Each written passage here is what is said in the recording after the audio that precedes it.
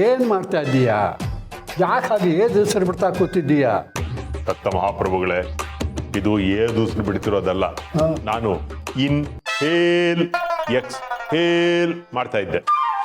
ಏಯ್ ಮಾತಾಡೋ, ಸರಿಯಾಗಿ ಮಾತಾಡು. ದತ್ತ ಮಹಾಪ್ರಭುಗಳೇ, ನಾನು ಪ್ರಾಣಾಯಾಮ ಮಾಡ್ತಾ ಇದ್ದೆ. ಉಸಿರು ತಗೊಳ್ಳೋದು, ಹೊರಗೆ ಬಿಡೋದು. ಈಗಿನ ಕಾಲದಲ್ಲಿ ಪ್ರಾಣಾಯಾಮ ಮಾಡಿದ್ರೆ ಪ್ರಾಣನ ಭದ್ರವಾಗಿ ಉಳಿಸ್ಕೋಬಹುದು ಅಂತ. ಕೊರೋನಾ ಬಂದು ಹೋದ್ಮೇಲೆ ಏನೇನು ಆಗ್ತಿದೆ ಅನ್ನೋದನ್ನೆಲ್ಲ ನೋಡಿದಿರಲ್ಲ ನೀವು.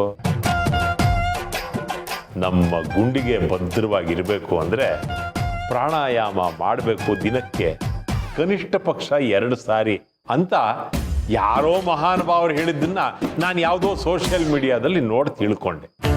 ಸರಿಯಪ್ಪ. ಅದೇ ಜುಗ, ನಾನು ಈ ಬೆಳಗಾಗೆದ್ದು ವ್ಯಾಯಾಮ ಮಾಡೋರ್ನೇನೋ ನೋಡಿದ್ದೀನಪ್ಪ. ಆದರೆ ಈ ಥರ ರಾತ್ರಿ ಹೊತ್ತು ಮನೆ ಒಳಗೆ ಕೂತ್ಕೊಂಡು ಬುಸ್ಕುಟ್ಟೋದ್ರನ್ನ ವ್ಯಾಯಾಮ ಅಂತ ನಾನು ನೋಡಿಲ್ಲ ಕಣೆ. ನಾನು ಯಾವುದೋ ಹಾವು ಬಂದು ಸೇರ್ಕೊಂಡ್ಬಿಟ್ಟಿರ್ಬೇಕು ಅಂತ ಅಂದ್ಕೊಂಡು ಹೆದರ್ಕೊಂಡು ಬಂದೆ. ನೀವೇನಾದ್ರೂ ಅನ್ಕೊಳ್ಳಿದ್ದ ಮಹಾಪ್ರಭುಗಳೇ, ನಾನಂತೂ ಆರೋಗ್ಯವಾಗಿರ್ಬೇಕು ಅಂತ ತೀರ್ಮಾನ ಮಾಡಿಬಿಟ್ಟಿದ್ದೀನಿ. ಅದಕ್ಕೆ ಪ್ರಾಣಾಯಾಮ ಮಾಡ್ತೀನಿ. ಬರೀ ವ್ಯಾಯಾಮ ಮಾಡಿದ್ರೆ ಸಾಲದು ಕಣೋ. ನೀನು ತಿಂತೀಯಲ್ಲ ಆಹಾರ, ಅದ್ರ ಬಗ್ಗೆನೂ ಸ್ವಲ್ಪ ಕಂಟ್ರೋಲ್ ಇರಬೇಕು. ನಿನಗೆಲ್ಲಿ ಕಂಟ್ರೋಲ್ ಇರುತ್ತೆ? ಬೆಳಗಾಗಿ ಎದ್ದು ತಿನ್ನೋಕೆ ಶುರು ಮಾಡ್ತೀಯ. ಹಾಳು ಮೂಳು ಎಣ್ಣೆಲಿ ಕರೆದಿದ್ದು ಎಲ್ಲ ತಿಂತಾ ಇರ್ತೀಯ, ಜೊತೆಗೆ ಎಣ್ಣೆನೂ ಹಾಕೋತಾ ಇರ್ತೀಯ. ಇನ್ನು ಇದ್ರ ಮೇಲೆ ಆರೋಗ್ಯವಾಗಿರಬೇಕು ಅಂತ ಹೊಡಿತಾ ಇದ್ದೀಯ. ದಂಡ್ಪಿಂಡ, ಏನಾಯ್ತು ಹೋದ ಕೆಲಸ? ಎಲ್ಲ ವಿಚಾರಿಸ್ತೆ ತಾತ. ಅವ್ರು ಕೊಟ್ಟಿರೋ ಲಿಸ್ಟಲ್ಲಿ ಶರ್ಮಿಳ ನೇಜ್ನವ್ರು ಯಾರೂ ಇಲ್ಲ. ಎಲ್ಲ ಚಿಕ್ಕ ಮಕ್ಕಳು, ಈ 40 ವರ್ಷದ ಹೆಂಗಸರು, ಈ ಥರ ಎಲ್ಲ ವಿಚಾರಿಸಿದ್ದೆ ವೇಸ್ಟ್ ಆಗೋಯ್ತು. ಯಾಕೆ ಹಾಗೆ ಅನ್ಕೋತೀಯ ದಂಡ್ಪಿಂಡ? ನೀನು ಪಡ್ತಿರೋ ಕಷ್ಟಕ್ಕೆ ಪ್ರತಿಫಲ ಸಿಗುತ್ತೆ ಕಣೋ. ನಿನಗೆ ಒಂದಲ್ಲ ಒಂದು ರೀತಿ ಸುಳಿವು ಸಿಗುತ್ತೆ ಅಂತಂದ್ಬಿಟ್ಟು ನನ್ನ ಮನಸ್ಸು ಹೇಳ್ತಾ ಇದೆ. ಕರೆಕ್ಟ್.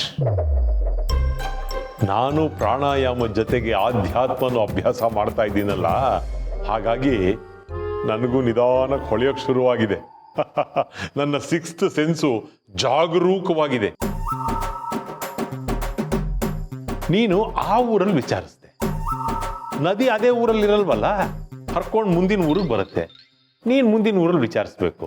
ಅಲ್ಲೂ ಸಿಕ್ಲಿಲ್ವಾ, ನದಿ ಮತ್ತೆ ಮುಂದಿನ ಊರಿಗೆ ಹೋಗುತ್ತೆ, ಅಲ್ಲಿ ವಿಚಾರಿಸ್ಬೇಕು. ಹಾಗೇನಾದ್ರೂ ನಮಗೆ ಕ್ಲೂ ಸಿಗ್ಬೋದಲ್ವಾ? ಅದು ಹಾಗಲ್ಲ, ಇನ್ನೂ ಎಷ್ಟೋ ಅಂತ. ಇಲ್ಲ ಸಮರ್ಥ, ಇವನು ಹೇಳಿದ್ರಲ್ಲೂ ಅರ್ಥ ಇದೆ. ನಾವದನ್ನು ತಾತ್ಸಾರ ಮಾಡೋ ಹಾಗಿಲ್ಲ. ಒಂದು ಕೆಲಸ ಮಾಡಿ, ನೀನು ಅಭಿ 3 ಜನ ಅಣ್ಣ ತಮ್ಮಂದ್ರೂ ಮುಂದಿನ ಊರಲ್ಲಿ ಈ ನದಿ ಹರಿಯುತ್ತಲ್ಲ, ಅಲ್ಲಿ ವಿಚಾರಿಸಿ ನೋಡಿ. ಅಂತೂ ದತ್ತ ಮಹಾಪ್ರಭುಗಳು ನಾನು ಹೇಳಿದ್ದು ಸರಿ ಅಂತ ಒಪ್ಕೊಂಡ್ರು. ಅದೇ ಬಹಳ ಸಂತೋಷ ಆಗ್ತಾ ಇದೆ.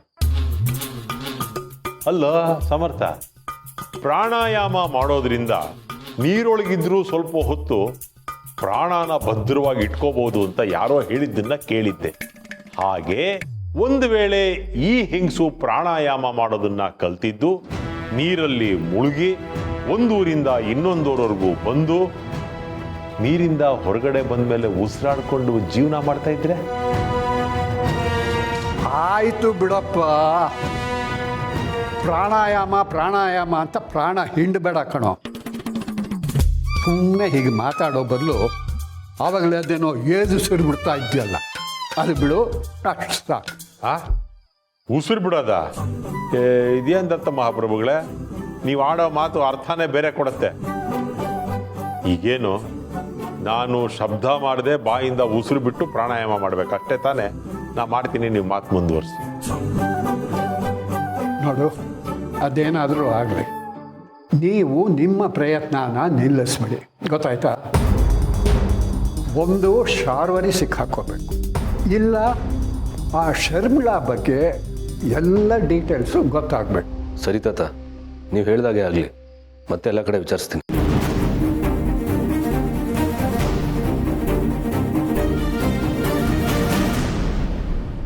ಮಾಧವ ನಿನ್ನ ಕೊರಳಿನ ಭಾವವ ಉಲಿಯುವ ಕೊಳಲಿನ ಬಿದಿರಾಗುವೆನ.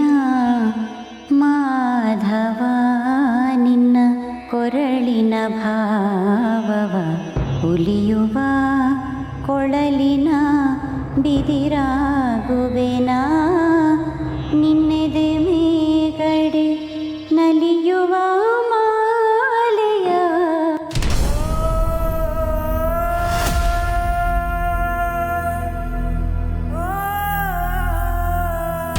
ಈ ಫೋಟೋ ತುಂಬ ಚೆನ್ನಾಗಿದೆ ಮಾಧವ್ ಅವರೇ. ಇದನ್ನು ಯಾವಾಗ ತೆಗೆಸಿದ್ದು? ಯಾವಾಗ ಅಂತ ನೆನಪಾಗ್ತಿಲ್ಲ. ಮೋಸ್ಟ್ಲಿ 95 ಅನಿಸುತ್ತೆ. ಇದು ಎಲ್ಲಿ ತೆಗೆಸಿದ್ದು? ಕಾಲೇಜಲ್ಲಿ ತುಳಸಿವ್ರೆ, ನಾನು ನ್ಯಾಷನಲ್ ಕಾಲೇಜ್ ಫೈನಲ್ ಇಯರ್ ಡಿಗ್ರಿಲಿದ್ದೆ. ಅವಾಗ ಅವ್ರು ನ್ಯಾಷನಲ್ ಕಾಲೇಜಲ್ಲಿ ಫೈನಲ್ ಇಯರ್ ಡಿಗ್ರಿ ಓದ್ತಾ ಇದ್ರು. ಮಾಧವ್ ಅವ್ರ ಬಗ್ಗೆ ರಾಧಾ ಅವ್ರಿಗೆ ಹೇಗೆ ಗೊತ್ತು?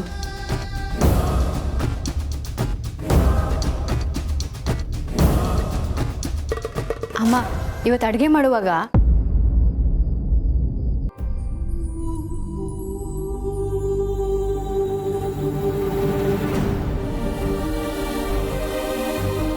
ಅಮ್ಮ. ಅರೆ ಪೂರ್ಣಿ, ದೀಪಿಕಾ, ನೀವು ಯಾವಾಗ ಬಂದ್ರಿ? ಅವ್ರ ಹಾಡು ಕೇಳ್ತಾ ಕೇಳ್ತಾ ನೀವು ಬಂದಿದ್ದೆ ಗೊತ್ತಾಗಲಿಲ್ಲ. ಒಂದು ಹೆಣ್ಣಾಗಿ ನೀವೀಗ ಯಾವ ಥರ ನೋವು ಅನುಭವಿಸ್ತಿದ್ದೀರಾ ಅಂತ ನನಗೆ ಅರ್ಥ ಆಗುತ್ತೆ ಅಮ್ಮ. ಇನ್ನು ಸ್ವಲ್ಪ ದಿನ ಅಮ್ಮ, ನೀವು ಹೇಳ್ದಕ್ಕೆ ಅವ್ರು ಬೇಗ ಹುಷಾರಾದರೆ ಇದೆಲ್ಲ ಸರಿ ಹೋಗ್ಬಿಡತ್ತೆ. ನನಗೆ ಯಾಕೋ ಇವ್ರು ಬೇಕು ಅಂತಲೇ ಈ ಥರ ಮಾಡ್ತಿರ್ಬೋದಾ ಅನ್ನಿಸ್ತಿದೆ. ಏನು ಹೇಳ್ತಿದ್ಯಾ? ಈ ಥರ ಎಲ್ಲ ಮಾಡೋದ್ರಿಂದ ಅವ್ರಿಗೇನು ಪ್ರಯೋಜನ? ಅದನ್ನೇ ನಾವು ಯೋಚನೆ ಮಾಡಬೇಕಾಗಿರೋದು. ಈಗ ಯಾರು ಏನು ಯೋಚನೆ ಮಾಡಬೇಡಿ. ಅವ್ರಿಗೇನಾಗಿದೆ ಅನ್ನೋದನ್ನು ಡಾಕ್ಟ್ರು ನೋಡ್ತಾರೆ. ನಾಳೆ ಹೇಗೂ ರಿಪೋರ್ಟ್ ಬರುತ್ತಲ್ಲ, ಆಗೆಲ್ಲ ಗೊತ್ತಾಗುತ್ತೆ.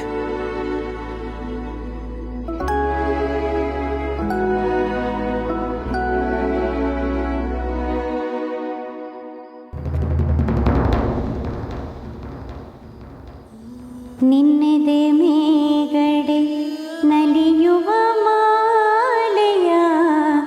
ನಿನ್ನೆದೆ ಮೇಗಡೆ ನಲಿಯುವ ಮಾಲೆಯ. ಸುಮವನು ಪೋಣಿಪ ನಾರಾಗುವೆನ. ಮಾಧವ ನಿನ್ನ.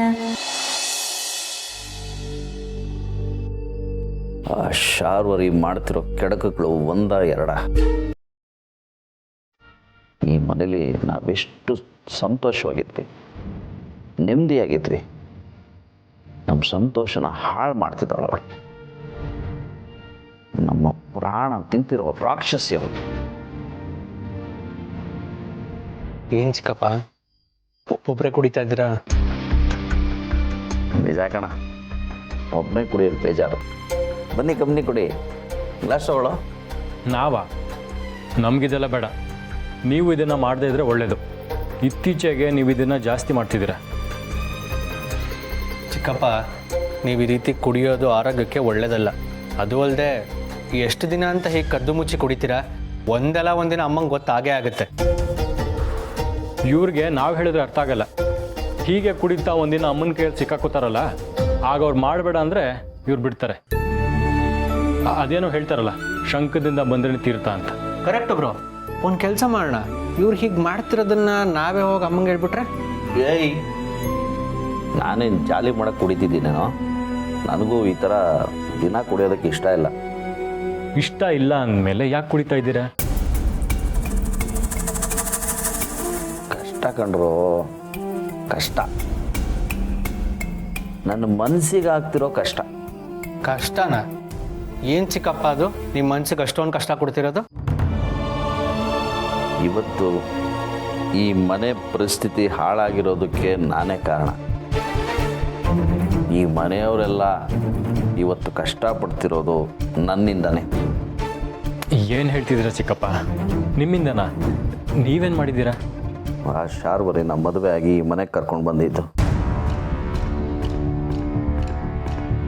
ನಾನು. ಅವಳ ಮಾಯದ ಬಲೆಗೆ ಮರಳಾಗಿ ಮೋಸ ಹೋದೆ. ಅವಳು ಈ ಮನೆಗೆ ಬಂದಮೇಲೆ ಬಣ್ಣ ಬಣ್ಣದ ಮಾತುಗಳನ್ನು ಆಡಿ ನಿಮ್ಮೆಲ್ಲರನ್ನು ಮರಳು ಮಾಡಿದ್ಲು. ಮನೆ ಒಳಗಿದ್ದೆ ಆಟ ಆಡೋಕ್ಕೆ ಶುರು ಮಾಡಿದ್ಲು. ನಮ್ಮ ಮಧ್ಯೆನೇ ಬಿರುಕು ತಂದಿಟ್ಲು. ನಾನು ಅವಳನ್ನು ಮದುವೆಯಾಗಿ ಈ ಮನೆಗೆ ಕರ್ಕೊಂಡು ಬಂದು ಈ ಮನೆ ನೆಮ್ಮದಿನ ಸಂತೋಷನ ಹಾಳು ಮಾಡಿದೆ ಅನ್ನೋ ಗಿಲ್ಟ್ ನನ್ನನ್ನು ಕಾಡ್ತಿದೆ. ಆ ಗಿಲ್ಟ್ನ ಮರೆಯೋದಕ್ಕೆ ಅಂತ ನಾನು ಕುಡಿತಾ ಇದ್ದೆ. ಹಾಗಂತ ನೀವು ಹೀಗೆ ದಿನ ಕುಡಿತಾ ಕೂತಿದ್ರೆ ಸಮಸ್ಯೆ ಬಗೆಹರಿಯತ್ತಾ? ನಿಮ್ಮ ಆರೋಗ್ಯ ಹಾಳಾಗತ್ತಷ್ಟೇ. ಎಲ್ಲ ಸಮಸ್ಯೆಗೂ ಕುಡಿಯೋದೊಂದೇ ಪರಿಹಾರ ಅಲ್ಲ ಅಲ್ವಾ ಚಿಕ್ಕಪ್ಪ? ನಮಗೆ ಅಪ್ಪನ ಕಂಡ್ರೆ ಎಷ್ಟು ಪ್ರೀತಿನೋ ನಿಮ್ಮನ್ನು ಕಂಡ್ರೂ ಅಷ್ಟೇ ಪ್ರೀತಿ ಇದೆ. ನಮ್ಮನ್ನ ಚಿಕ್ಕ ವಯಸ್ಸಿಂದ ಎತ್ತಿ ಆಡಿಸಿ ಬೆಳೆಸಿದಿರ. ನಾವು ಅಪ್ಪನ ಮೇಲೆ ಕೋಪ ಮಾಡಿಕೊಂಡು ಅವರಿಂದ ದೂರ ಇದ್ದಾಗ ನೀವು ನಮಗೆ ತಂದೆ ಪ್ರೀತಿ ತೋರಿಸಿದ್ರ. ಈ ರೀತಿ ಬೇಸರದಲ್ಲಿ ದಿನೇ ದಿನೇ ಕುಡಿಯೋದನ್ನು ನಮ್ಮಿಂದ ನೋಡೋಕ್ಕಾಗಲ್ಲ ಚಿಕ್ಕಪ್ಪ. ನಾವು ಚಿಕ್ಕ ವಯಸ್ಸಲ್ಲಿ ಏನಾದರೂ ತಪ್ಪು ಮಾಡಿದಾಗ ಅಳ್ತಾ ಕೂರ್ತಿದ್ವಿ. ಆಗ ನೀವು ನಮ್ಮ ಹತ್ರ ಬಂದು ಹೀಗೆ ಅಳ್ತಾ ಕೂತ್ರೆ ಏನೂ ಪ್ರಯೋಜನ ಇಲ್ಲ, ನೀವು ಮಾಡಿರೋ ತಪ್ಪನ್ನು ಸರಿ ಮಾಡ್ಕೊಳ್ಳೋಕ್ಕೆ ಯಾವುದಾದ್ರು ದಾರಿ ಇದೆಯಾ ನೋಡಿ ಅಂತಿದ್ರಿ. ನೆನಪಿದೆಯಾ ನಿಮಗೆ? ಈ ಚಿಕ್ಕಪ್ಪನ ಕಂಡ್ರೆ ಎಷ್ಟೋ ಪ್ರೀತಿ ನಿಮಗೆ. ಸರಿ ಬಿಡಿ, ಇನ್ಮೇಲೆ ನಾನು ಕುಡಿಯೋದಿಲ್ಲ, ಆಯ್ತಾ? ಎಲ್ಲಿ ಇನ್ಮೇಲೆ ಯಾವತ್ತೂ ಕುಡಿಯಲ್ಲ ಅಂತ ಪ್ರಾಮಿಸ್ ಮಾಡಿ. ಎಷ್ಟು ಚಿಕ್ಕಬಿಟ್ಟು ವಿಜಯಕ್ಕೆಲ್ಲ ಪ್ರಾಮಿಸ್ ಯಾಕೋ? ಸರಿ, ಇನ್ಮೇಲೆ ನಾನು ಒಬ್ಬನೇ ಕುಡಿಯಲ್ಲ. ಏನಾದರೂ ಪಾರ್ಟಿ ಗೀಟಿ ಇದ್ರೆ ಕುಡಿತೀನಿ ಅಷ್ಟೇ. ಪ್ರಾಮಿಸ್. ಚಿಕ್ಕಪ್ಪ, ನಾನು ಅಭಿ ಸಮರ್ಥು ಶರ್ಮಿಳಾ ಬಗ್ಗೆ ಇನ್ಫಾರ್ಮೇಷನ್ ಕಲೆಕ್ಟ್ ಮಾಡ್ತಿದ್ದೀವಿ.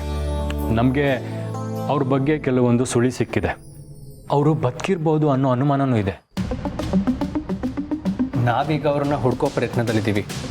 ಆ ಶರ್ಮಿಳಾ ಏನಾದರೂ ಸಿಕ್ಬಿಟ್ರೆ ನಮ್ಮ ಮನೆ ಸಮಸ್ಯೆ ಎಲ್ಲ ಮುಗ್ದ ಹಾಗೆ.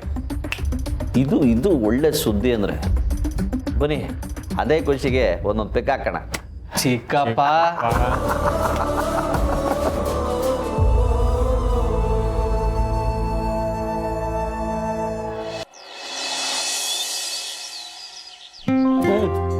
ಇಲ್ಲಿ ನೋಡ್ರಪ್ಪ, ರಣಬೀರ್ ಕಪೂರ್ ಇನ್ವೆಸ್ಟ್ ಮಾಡಿರೋ ಶೇರು 3 ತಿಂಗಳಲ್ಲಿ ಡಬಲ್ ಆಗಿದೆಯಂತೆ.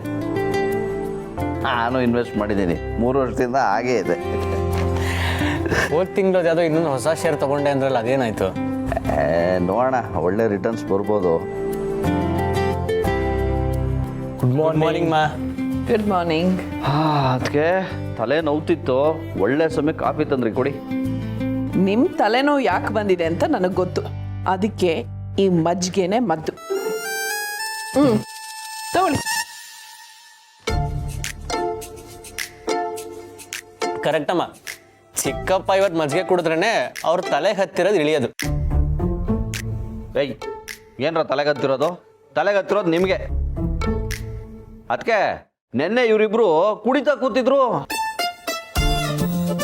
ನಾನು ಹೋಗಿ ಏನೋ ಇದು ಮನೇಲೆ ಕುಡಿತಾ ಕೂತಿದ್ರು ಅಂದಿದ್ದಕ್ಕೆ ನನಗೂ ಆಫರ್ ಮಾಡಿದ್ರು. ಅದಕ್ಕೆ ಏನೋ ನಾವು ಕುಡಿತಾ ಕೂತಿದ್ವಾ? ನಾವು ನಿಮಗೆ ಕುಡಿಯೋಕೆ ಆಫರ್ ಮಾಡಿದ್ವಾ?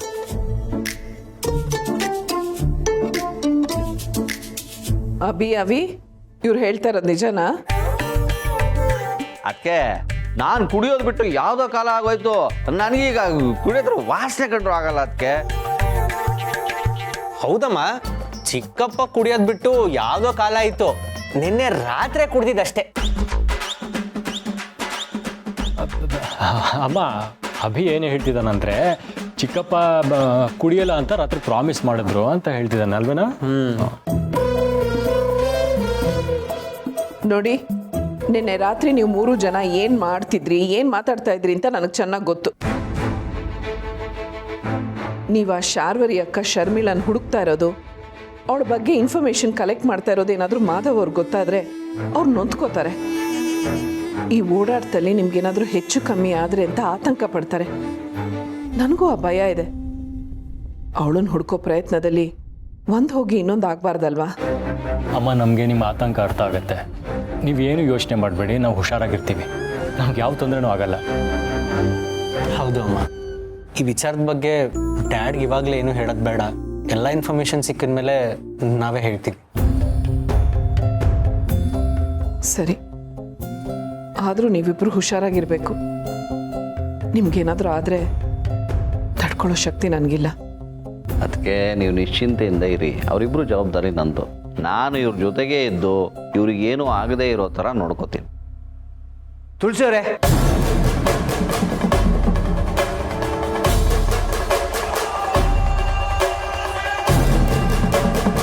ತುಳಸಿಯವರೇ, ಇದು ನಮ್ಮ ರೂಮಲ್ಲಿತ್ತು. ಏನಿದು?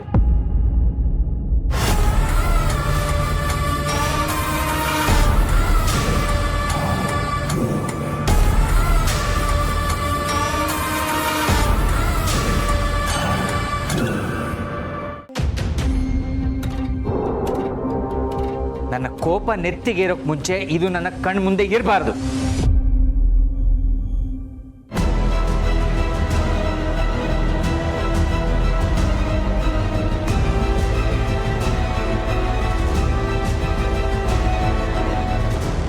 ಮಾಧವರೇ, ನಾನು ಹೇಳೋದು ಸಾಕು.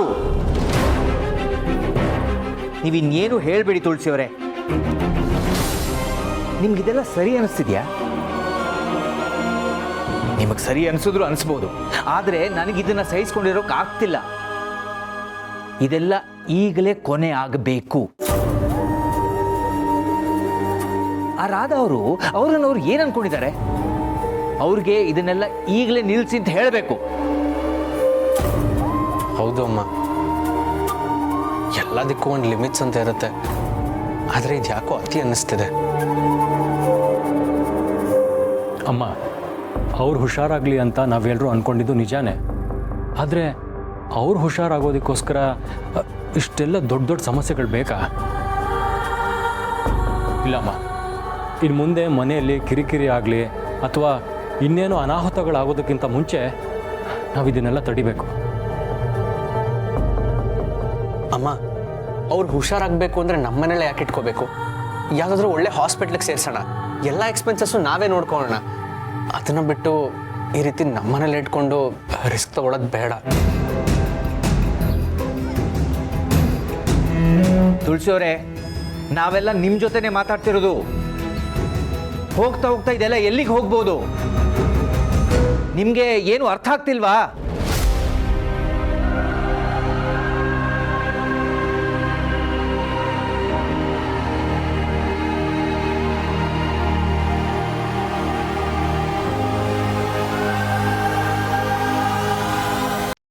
ನಿಮ್ಮ ಉದ್ದೇಶ ನನಗೆ ಅರ್ಥ ಆಗುತ್ತೆ ತುಳಸಿಯವರೇ. ಅವರಿಂದ ನಮ್ಮ ಮನೆಗೆ ಒಳ್ಳೇದಾಗಿದೆ, ನಾನು ಇಲ್ಲ ಅಂತ ಹೇಳ್ತಿಲ್ಲ. ನೋಡಿ, ಅವ್ರು ನಮಗೆ ಬೇರೆ ಯಾವುದೇ ರೀತಿ ಕಷ್ಟ ಕೊಡಲಿ, ನಾವು ಅದನ್ನು ಸಹಿಸ್ಕೊಳ್ಳೋಣ. ಹಗಲು ರಾತ್ರಿ ಅವರನ್ನು ನೋಡ್ಕೊಳ್ಳೋಣ. ಆದರೆ ಈ ರೀತಿ ವಿಚಿತ್ರವಾಗಿ ಬಿಹೇವ್ ಮಾಡಿದ್ರೆ ನಾವು ಹೇಗೆ ಸಹಿಸ್ಕೊಂಡಿರೋಕ್ಕಾಗತ್ತೆ ಹೇಳಿ? ಅವ್ರನ್ನ ಈ ಮನೇಲಿ ಇಟ್ಕೊಂಡು ಅವರು ಅನ್ಯಾಯವಾಗಿ ಏನೇನೋ ಯೋಚನೆ ಮಾಡೋ ಹಾಗೆ ನಾವೇ ಮಾಡ್ತಿದ್ದೀವ? ಆಗಲ್ಲ ತುಳಸಿಯವರೇ. ಇಷ್ಟೆಲ್ಲ ಆಗ್ತಿದ್ರು ನನ್ನಿಂದಂತೂ ಸುಮ್ಮನಿರೋಕ್ಕಾಗ್ತಿಲ್ಲ. ಇದನ್ನೆಲ್ಲ ನೀವೇ ನಿಲ್ಲಿಸ್ಬೇಕು.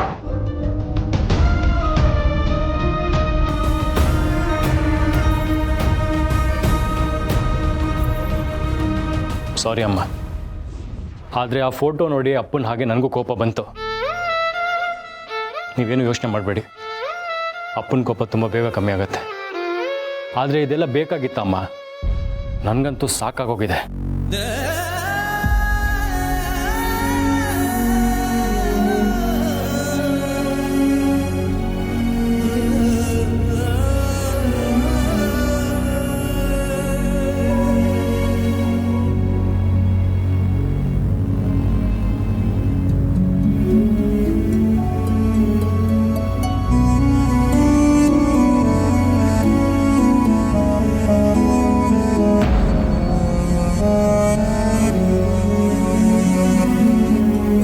ಆ